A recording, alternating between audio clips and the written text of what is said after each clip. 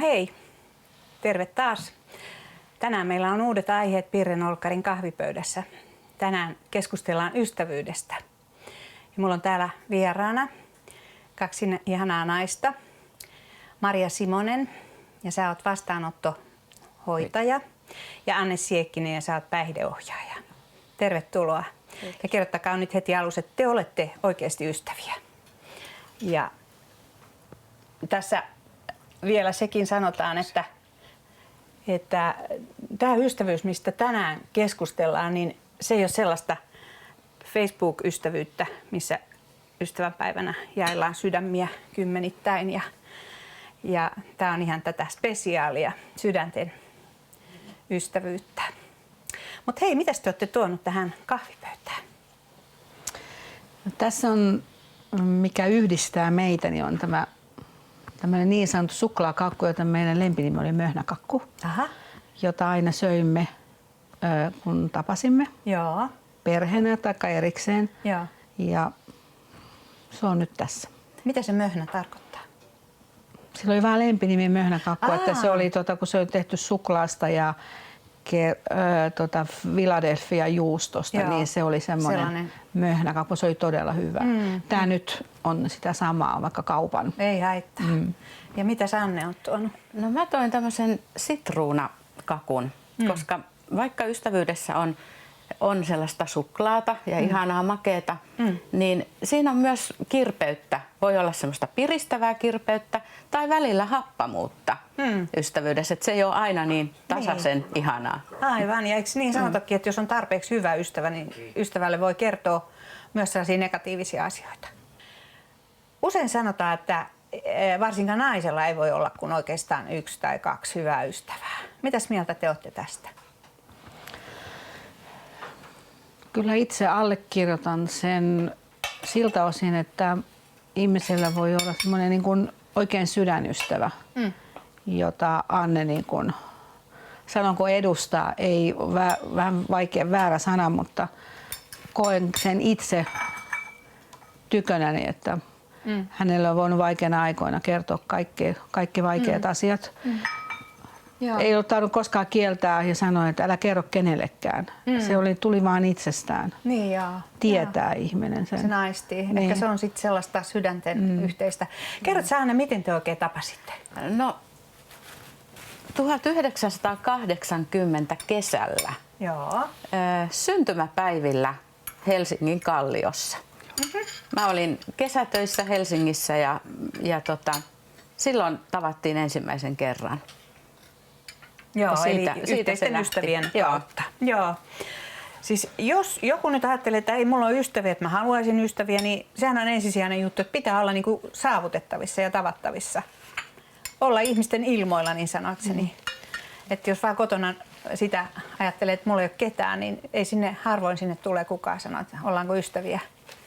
Että nämä harrastuksethan on yksi semmoinen, varmaan semmoinen, missä useimmat tapaa ja naapurit, suku. Voiko siskokset olla teidän mielestä parhaita ystäviä? Täytyy sanoa, että mulla itselläni on 3 sisarta. Se ei ole ystävyyttä. Se on jotain semmoista, mitä ei osaa kuvata. Niin. Sisaruksien kanssa ei voi kaikista asioista keskustella. Ei varmaan, joo. Tietysti poikkeuksia on, että eihän sitä voi näin naulita. Mutta sen mä vaan sanon, että mulla on hirveän hyvät sisarukset. Mä kerron heille kyllä, on kertonut heille vaikeista asioista ja he myötä elää siinä samalla, mutta ei he ole mun ystäviä. Ei ole. Niin joo. Että mulle ystävyys on ollut tosi merkittävää siksi, että mulla ei ole siskoja. Mulla on vaan veljiä. Niin mun mielestä mulla on muutama hyvä ystävä, ja joista mun mielestä mä oon saanut myös siskon. Että se on niinku ollut mulle tosi tärkeä ja ystävyysarvona on mulle tosi tärkeä elämänarvona, koska mä oon ajatellut, että jos mä menetän perheen, menetän terveyden, niin jos mulla on ystävä, niin se auttaa mua selviytymään kaikesta. Niin, kyllä. Tähän jos mennään ystävyyteen, niin jos puhutaan niin kuin sukulaisten puolelta, niin mulla on todella hyvin läheinen ystävä, mun keskimmäisen siskon vanhin tytär. olemme niin kuin sisaruksia keskenään. Et meillä on semmoisia asioita, että me keskustellaan ja tiedetään, ettei kumpikaan kerro siis mitään ylimääräistä toisille. Niin. Et sen mä koen jotenkin imareltuna. Niin. Et meillä on kumminkin ikäeroa aika paljon. Aivan. Joo. Siis Ja hän puhuu minusta rakkaana, hyvänä ystävänä. Joo. Niin, tätä voitaisiin myös miettiä, että siis ikäero ei ole todellakaan mikään sellainen este hyvän ystävyyden syntymiseen. Ei ole. Onko teillä ketään oikein vanhuksia ystävänä? No ei ainakaan nyt tällaisena, sehän tuli nyt esille, että teillä on vain yksi. Niin. Mutta että heistäkin voi saada varmasti ihan todella hyvän ystävän. Moni vanhus on aika yksin, että niitäkin tilanteita tuolla on pitkin, kun kävelee, että voi ystävystyä vaikka jonkun vanhuksen kanssa. No hei, minkälaisista asioista yleensä sitten keskustelette? Juotteko te tällä kahvia keskenänne? Soitteletteko te, että lähdetään kahville vai miten te törmäilette, tapailette? Joo, me asutaan kaukana toisistamme yli 100 kilometrin päässä. Niin mutta, ei ihan joka päivä. Ei, mutta sitten kun me sovitaan tapaaminen, niin, tai mä olen tulossa Helsinkiin päin, niin mä soitan Marjalle ja sitten me mennään aina kahville. Ja möhnää. No sitä ei saa joka paikasta möhnäkakkua, että sitten se on jotain muuta. No miten? Joo, no joku suklaa saherreivos nyt voi mennä niin siihen. menettelee. Joo. No mistä te keskustelette? Ei ne aina tarvitse olla niitä semmoisia niinku, vaikeita asioita. Keskustellaan, että miten on elämä kantanut tähän asti, miten työssä jaksaa, Niinpä. miten henkilökohtaisessa elämässä menee. Joo. Tietysti haluaa ja lapsista keskustellaan. Niin, totta kai. Meillä on samaikäiset suurin piirtein lapset. Joo. Ovatko he aikuisia lapsia, sanotaanko näin? Joo. No hei, mitenkä te esimerkiksi, miten muodostui teidän välille sellainen luottamus? Sehän nyt on ihan selviö, että luottamus pitää olla. Tuleeko se vaan itsestään vai pitääkö se jotenkin ensin ansaita vai miten esimerkiksi Anne, olit varma, että sä voit Marjalle kertoa kaikki, ettei ne sitten ole jossain kolmannen ihmisen tiedossa? No, mä vaan tiesin sen, että mä en ole koskaan, meidän ei ole tarvinnut sopia, että ei tästä sitten puhuta tai näin, että sen vaan jotenkin tietää, mutta en mä varmasti aluksi sitä ajatellut niin, enkä ollut varma tuleeko meistä sielunystövät, vaan nyt kun katsoo taaksepäin elämää, niin hyvänen aika, se on kantanut ja meistä on tullut tämmöinen sielun ystävyys meidän välille. Joo. Et tietysti jossain voisi olla hyvä myös sopia se esimerkiksi avoimuuden taso tai jotkut rajat. Ja kyllä meillä varmaan on, me kunnioitetaan toistemme rajoja. Niin. Ja kyllä sitä tietysti tulee siinä sanottua, että tätä älä kerro kellekään. Musta tuntuu, että meillä ei ole ollut, kun meidän ystävyytenä on niin hupasaa, jos tästä voi kertoa sen, että alun pitäen meidän miehet on ollut parhaita kavereita ihan alusta asti. Et siinä on jotenkin, mutta ei he ole vaikuttanut siihen, että meistä on tullut ystäviä. Joo. Koska nainen tietää, niin 2 naista tietää, minkälaista on ystävyys. Joo. Se on niin kuin erilaista taas miehen kanssa. No se on tosi erilaista, että jos nyt verrataan vähän miehiin näitä, niin musta tuntuu, että siis lapsethan pojat pienestä pitää, ne touhuaa yhdessä ja niitä on iso lössi ja mitä haittavaksi siihen tulee 3. ja 4. ja 5. Mutta tytöthän on pienestä pitää jo sellaisia aika omistushalusia, että mä muistan mun tyttö kun oli pieni, niin lauantai-aamuna tuli puhelinsoitto joskus, että oot sä munkaa? Siis niin kuin, että mä varaan sut koko päiväksi, etän sä ole kenenkään muun kanssa. Et tytöt ja onkohan naiset vähän samanlaisia? Joo, me keskusteltiin Annen kanssa siitä, että itse henkilökohtaisesti, että olenko itse semmoinen omistava, että pitää olla niin kuin se ystävä, mikä on niin kuin omistaa. Joskus saattaa siinä erehtyä, mutta sitten pitää osata antaa tilaa ystävälle, oikein siellä hyvälle ystävälle, vaikka asuu kilometrien päässä. Joo. Kun usein suunnilleen olette niin kuin yhteydessä jossain somessa tai puhelimessa tai missä? No somessa enemmän, niin kun se on edullisempaa. Sitten ei katso vuorokauden aikaa. Siinä voi keskustella, jos toinen valvoo, niin voi jättää sinne viestiä. Joo, kyllä. Että somehan on hyvä siltä osin, jos pitää tämmöistä ystävyyttä. Mutta mä haluan kuulla kyllä aina äänen, että se ei mulle riitä. Niinpä, joo. Joo.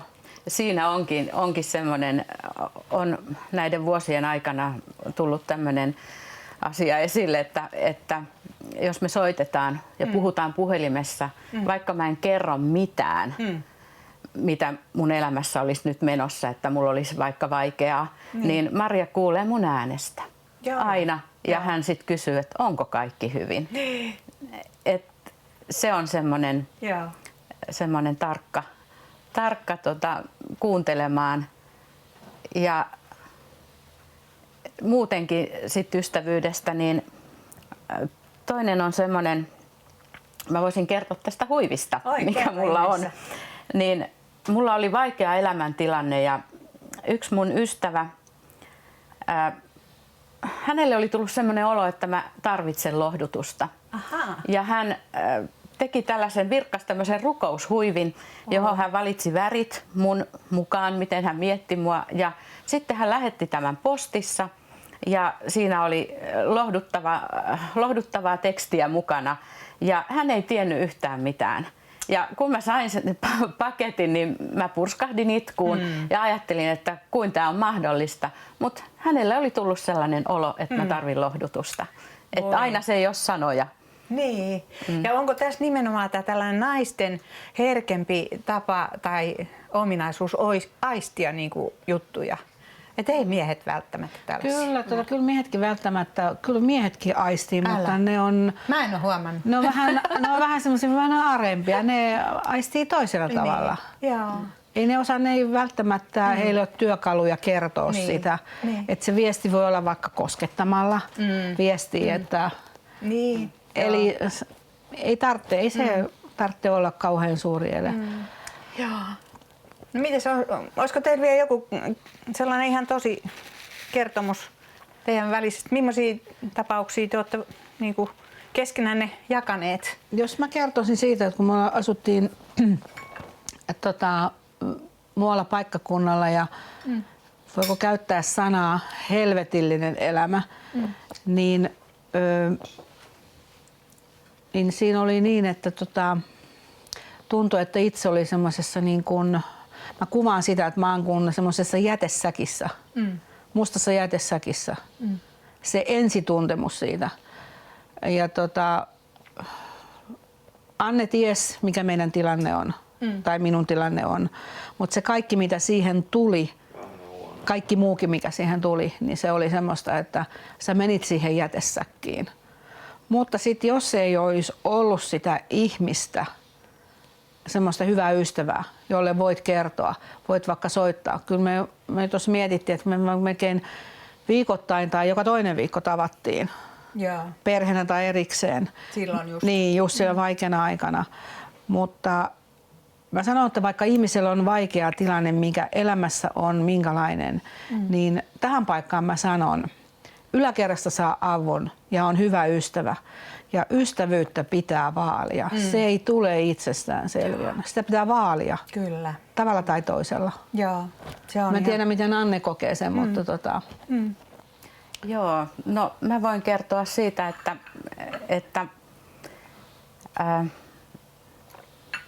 jokunen vuosi sitten niin mä koin avioeron ja silloin se oli niin kuin ensiksi, mä en ollut varmasti yhteydessä paljonkaan Mariaan siinä vaiheessa, mutta sitten kun se oli tapahtunut, niin sitten mä soitin ja mä halusin silloinkin nähdä kasvotusten ja mentiin kahvilaan ja mä kerroin sen. Ja mä oon miettinyt jälkeenpäin, että pelottiko mua jotenkin, että hän sanoisi jotenkin mulle, olisi pettynyt tai jotenkin minuun siinä, mutta mä sisimmässä tiesin, että hän niin kuin ottaa sen asian niin, että hän edelleen on mun ystävä ja kantaa mua ja edelleen ystävyys on jatkunut. Et se oli mulle semmoinen aika kova paikka. Et kyllähän teilläkin on varmaan vaikeita tilanteita ollut tässä nyt molemmin puolin, että onko koskaan tullut sellainen tilanne, että mä en enää jaksa? Onko tullut uupumus vai oletteko jaksanut pitää sen näin? No kyllä varmaan itsellä on tullut uupumus, mutta siihen ystävyyteen ei tullut uupumus. Että ystävää ei voi jättää heikkona hetkenä. Se on, voi tähän siterata, että eihän puolisoittenkaan välillä, jos tulee, niin silloin kun on, niin ei sitä voi heikkona hetkenä niin kuin jättää. Joo, se on kyllä totta. Että sitä pitää vaalia ja se kumminkin, kun sun ei tarvitse puhuakaan mitään. Se oot siinä läsnä. Joo. Hiljaa oot läsnä. Joo. Ja meillähän, vaikka tarve jollekin terapialle tai ammattiauttajalle, niin eihän kaikille sellaisen ole tarvetta tai ei ole mahdollisuutta. Mutta ystävähän toimii just siinä, että kuuntelee. Sehän on se tärkein. Nimenomaan. Eikä sillä aina tarvitse olla jotain mielipidettä siitä. Että se on suuri juttu, että joku kuuntelee ihan oikeasti. Eikä sille, että näplää jotain. Että sille todella on läsnä siinä tilanteessa. Tuossa oli puhe aviopuolisosta, niin mitäs mieltä te olette siitä, että minkälaisia asioita jaetaan ystävälle, millaisia aviopuolisoille? Onko siitä teille jotain kokemuksia? No kyllä mä sen sanon, että mun omalle miehelleni niin mä kerron kyllä asioita, siis semmoisia asioita, mitä mä en kerro kellekään. Mutta ei miehenkään kanssa voi, sanotaanko semmoisia naisten juttuja. Onko se oikea sana sanoa? On varmaan. Koska naisilla on semmoisia, naiset ajattelee tietyllä tasolla eri lailla kuin miehet. Kyllä.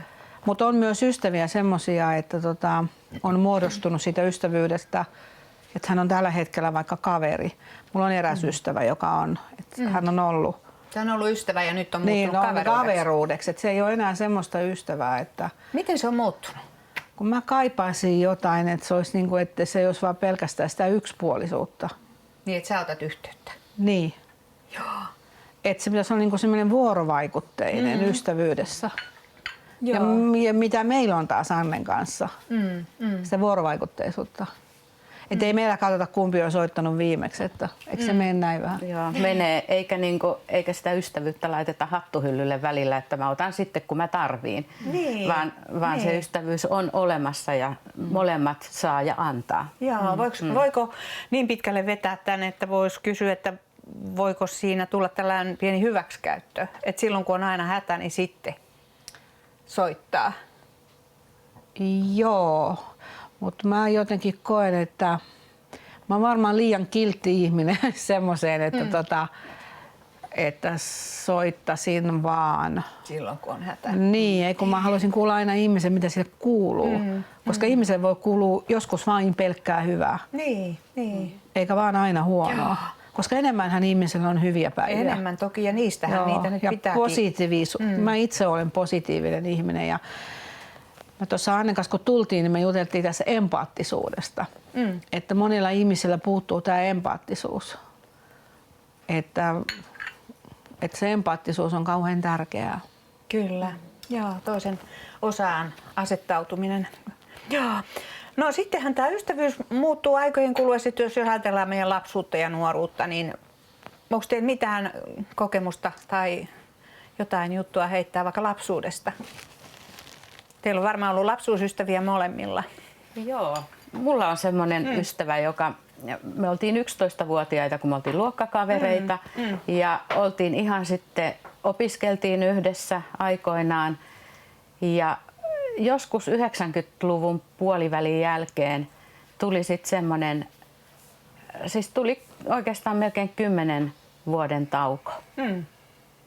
Mutta sitten se ystävyys tuli uudelleen ja me jatkettiin siitä, mihin me oltiin jääty aikoinaan. Ja tänä päivänä me ollaan niin kuin ystäviä edelleen. Joo, miten sä hänen sitten löysit uudelleen? Facebookin kautta vai mistä se?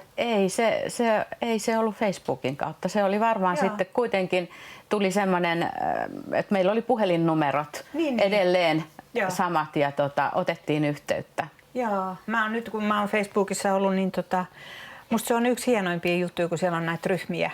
Niin mä oon nämä lapsuuden ystävät löytänyt uudelleen ja meillä on saattanut olla siis 50 vuotta väliä, että ollaan edes nähty. Se on kyllä hirveän riemukasta siitä jatkaa. Toki me ollaan varmaan niin kuin kasvettu ihan erilaisiksi. Että sitä miettii, että olisinko ystävästynyt häneen, jos nyt tavattaisiin. välttämättä ei. Mutta että meillä on se ystävyys ja sitä me aina jatketaan ja sitä on aivan ihana muistella kaikkia.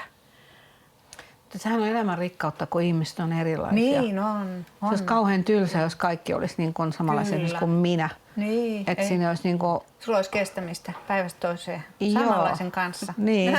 Et ei se on hirveä rikkaus. Joo. No sitten on tämä nuoruusaika ja sen jälkeen sitten kun valmistaudutaan ja mennään ammattiin ja työ vie eri puolille Suomea ja avioliitot ja lapset. Nämä nuoruuden ystävätkin sitten usein jää. Onko sulla jäänyt, Maria, ketään nuoruuden ystävää? No mulla henkilö, joka muutti pois, kenen kanssa hän kanssa olin Amerikassa. Mä olin 70-luvulla loppupuolen 76 muistaakseni. Amerikassa oltiin ja elämä oli niin ihanaa. Ei mitään elämässä. Nuoruudessa ei ollut mitään muuta kuin se oli ihanaa. Mutta sitten sama ystävä on hän edelleen, mutta kun hän muutti vain kauaksi pois, niin ei se enää ole semmoista, että voisi. Hän muutti pohjoiseen. Joo. Mulla on niinku toi hyvin tuttua, että musta tuntuu, että mulla on kaikki sellaiset tosi läheiset, niin ne on Australiassa ja Amerikassa ja eri puolilla Suomea ja tietysti sitten erilaiset elämäntilanteet. Mutta kyseisestä henkilöstä, niin kun hän muutti Australiaan ja asui siellä aika monta vuotta, niin se oli semmoinen ikävä tilanne, että mulla ei ollut, kun hän oli siinä mun elämäntilanteessa, en ollut naimisissa silloin vielä, niin olisi kaivannut ystävää. Niin. Että olit vähän niin kuin tuuliajolla. Joo. Siis ei ollut semmoista niin kuin oikein hyvää ystävää, kelle olisi niin kuin keskustellut. Että kun hänkin meni avioon ja perhe muutti sit sinne, mutta näin se vaan meni. Joo, sehän tulee usein ihan sellaisista ihan normaalista syistä, että ei vaan ehdi. Esimerkiksi kun on pienet lapset ja työ, niin ei sitä ehdi. Kyllähän ystävyys, niin kuin sanoit, niin vaatii myös aikaa ja hoitamista, ettei se ihan itsestään hoidu. Mun piti tuossa yhdessä vaiheessa kertoa siitä, että mulla on joskus parikin kertaa hyvä ystävä, erittäin hyvä ystävä tullut sattuman kautta. 2 kertaa mulle on soittanut ihminen, oi tää oli väärä numero. Ja sitten jostain ihan jotain kouluasiaa rupesi selittää ja sitten niin me ollaan ihan pestiksiä. Ja tämä toinen ihminen, joka soitti niin kuin väärään numeroon, niin hänestä tuli mulle muutamaksi vuodeksi sellainen apu, että mä tajusin, että jos tätä ihmistä ei olisi ollut, niin mä en tiedä, miten mä olisin selvinnyt siitä ajanjaksosta. Et se oli musta niin kuin aivan mahtavaa, että mulle johdattu tämmöinen siksi tietyksi ajaksi. Joo. Että on tää elämä aika ihmeellistä. Joo. No pitääkö sitten teidän mielestänne, niin kuinka tätä ystävyyttä ylläpitää, jos nyt on vaikka joku sellainen ystävä jostain 10 vuoden takaa? Miten sä nyt sitten rupeaisit virkistämään sitä? Voitaisiin ystävyys lähtee vaikka ystävyyden kunniaksi ulkomaan matkalle jonnekin, jos se vaan löytyy sopiva kohde. Niin, tai eikö se ole niin sanottu, että ulkomaanmatkoilla niin kuin, ainakin aviopuolisoista sanotaan, että siellä testataan tämä niiden keskeinen kemia ja soveltuvuus? Me Annen kanssa oltu yhdellä matkalla, ei meillä ollut silloinkaan.